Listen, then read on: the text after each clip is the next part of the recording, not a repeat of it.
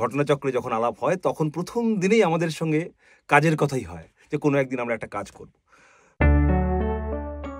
আমার বন্ধু মীর, মানে বন্ধুত্ব শুরু হয় তখন থেকেই, যখন থেকে আমি তাকে চিনতাম না, মানে সেই যখন থেকে মীরের কণ্ঠস্বর শুনতে শুরু করেছি তখন থেকে আমার বন্ধুত্ব শুরু হয়।